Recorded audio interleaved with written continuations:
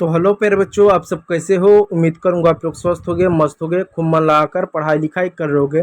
तो प्यारे बच्चों, आज के इस वीडियो में इंग्लिश सीखने के लिए हम रामबाड़ा क्लास लेकर आ गए हैं। अब ये रामबाड़ा क्लास क्या है? देखो बच्चों, अंग्रेजी में जैसा कि हम सब जानते हैं कि सिर्फ 5 मात्राएं होती हैं। कौन कौन सी? A E I O U। यही 5 मात्राएं हमको अंग्रेजी पढ़ने में दिक्कत करती है, और इसी मात्रा को अगर हमने समझ लिया, पढ़ने की यदि हमने आदत डाल लिया, तो बहुत ही आसान तरीके से अंग्रेजी का छोटा से छोटा शब्द हो, बड़ा से बड़ा शब्द हो, हम शब्दों को पढ़ ले जाएंगे। तो इस वीडियो में अंग्रेजी के जो 5 मात्राएं A E I O और U, इन 5 मात्राओं को सीखने वाले हैं। उनका प्रोनाउंसिएशन सीखेंगे कि कैसे उनको पढ़ा जाता है, कैसे बोला जाता है। तो चलिए देर न करते हुए बच्चों क्लास को स्टार्ट करते हैं। देखिए बच्चों, उसको पढ़ने से पहले हम यहाँ पर क्या करेंगे, जो कॉन्सोनेंट का जो साउंड होता है उसको साउंड को पढ़ लेते हैं। अब साउंड क्यों पढ़ना है? देखो बच्चों, साउंड इस वजह से पढ़ना है कि जब हम अंग्रेजी पढ़ते हैं तो अंग्रेजी पढ़ते समय हम अंग्रेजी का साउंड पढ़ते हैं, ना कि नाम। जैसे मैं एग्जांपल तौर पूछूं, ये कौन सा अक्षर है, तो आप में से बहुत सारे बच्चे जवाब देंगे ये तो सी है। बच्चों, ये सी है तो इसका नाम है सी, लेकिन इसका जो साउंड निकलता है वो क और स के रूप में निकलता है। जैसे अगर मैं लिखूं CAR, तो इसको क्या पढ़ोगे? इसको पढ़ोगे कार। तो यानी बच्चों, यहाँ पर आपने सी को सी नहीं पढ़ा, सी को क पढ़ा, आर को आर नहीं, आर को र पढ़ा।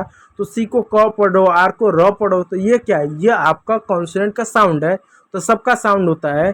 चलो उनका साउंड को देखते हैं। तो बी का बच्चों ब साउंड होता है, सी का बच्चों क और स साउंड होता है, डी का बच्चों ड साउंड होगा, एफ से बच्चों आपका फ होता है, जी से बच्चों ग होता है, एच से बच्चों ह होता है, और जे से बच्चों आपका ज साउंड निकलता है।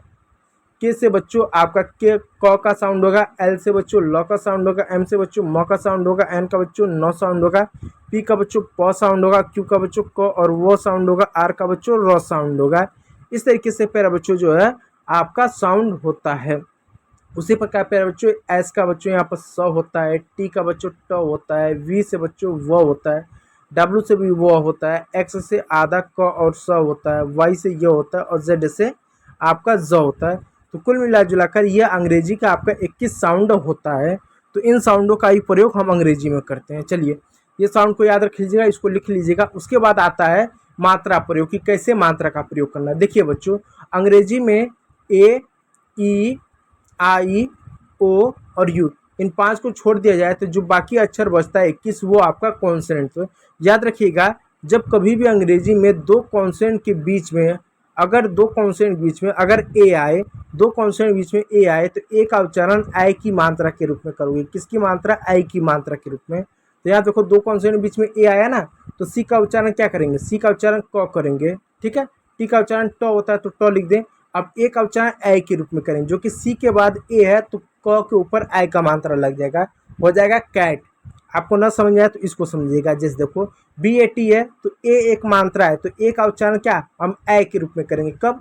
जब दो कॉन्सोनेंट के बीच में होगा, तो ए का उच्चारण ए के रूप में करते हैं। तो बी से आप ब लिख दो, ए से बच्चों ए की मात्रा लगा दो, टी से ट लिख दो, हो गया बैट, ठीक है। उसी प्रकार प्यारे बच्चों, आपका आर से बच्चों र हो जाएगा, ए से बच्चों ए की मात्रा हो जाएगा, टी से बच्चों ट हो जाएगा आपका रैट। आगे देखो, एम से बच्चों म होगा, ए से बच्चों ए की मात्रा होगा, टी से बच्चों ट होगा, हो जाएगा आपका मैट। एच से बच्चों ह होगा, ए से बच्चों आपका ए की मात्रा होगा, टी से बच्चों ट होगा, हो जाएगा हैट।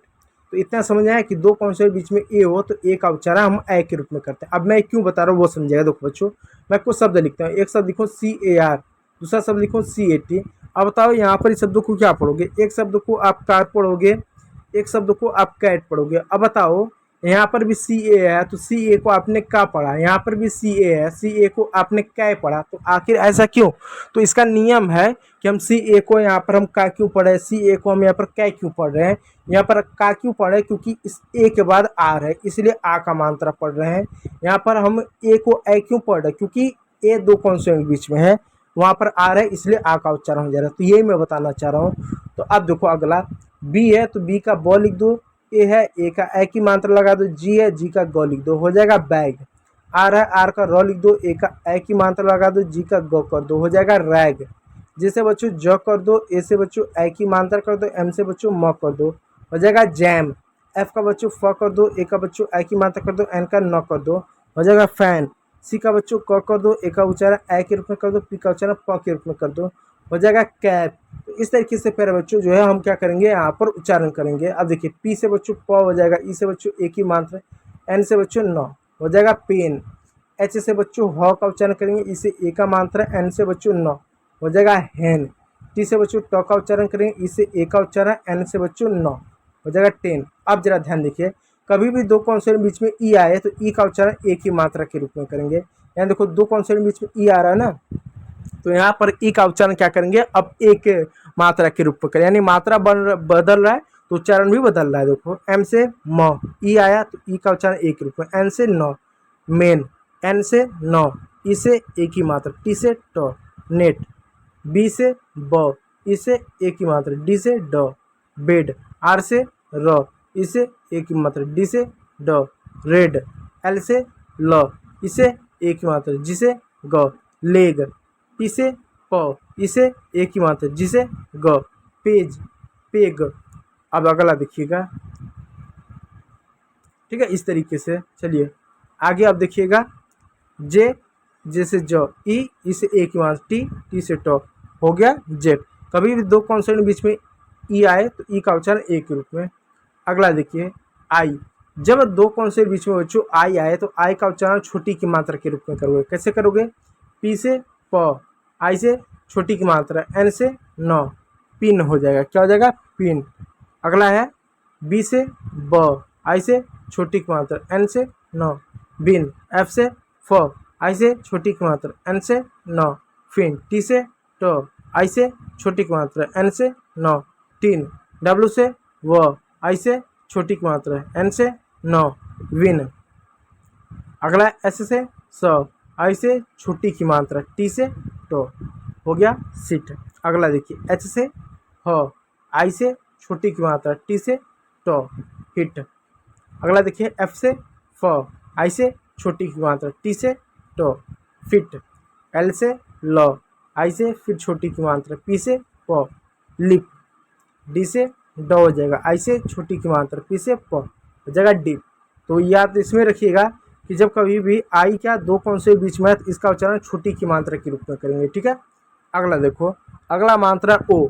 ओ का उच्चारण जब दो कॉन्सोनेंट बीच में ओ आए तो ओ का उच्चारण हम औ के रूप में करें। ध्यान दो, ओ नहीं औ, औ, ओ नहीं औ। जैसे औ का मात्रा ऐसा होता औ, जैसे एच से ह, ओ से औ, टी से ट हॉट, पी से प, ओ से औ, टी से ट पॉट, सी से क, ओ से औ, टी से ट कॉट, डी से ड, ओ से औ, टी से ट डॉट, आर से र, ओ से औ, डी से ड रॉड। अगला देखिए डी से ड, ओ से औ, जी से ग डॉग, एल से ल, ओ से औ, जी से ग लॉग। अब देखो एफ से फ, ओ से औ, जी से ग फॉग, एम से म, ओ से औ, पी से प मॉप, टी से ट, ओ से औ, पी से प हो जाएगा टॉप। तो यानी कभी भी दो कॉन्सोनेंट बीच में ओ आए तो ओ का उच्चारण औ के रूप में करेंगे। अगला देखिए यू। देखिए जब कभी भी दो कॉन्सोनेंट बीच में यू आए तो यू का उच्चारण अ के रूप में करेंगे, और अ की हिंदी में कोई मात्रा नहीं होता इसलिए मात्रा नहीं लगेगा। और आ का उच्चारण देखो सब में होता है। देखो क से लेकर ज्ञ तक जितने भी अक्षर होते हैं सभी अक्षरों में अ की ध्वनि होती है।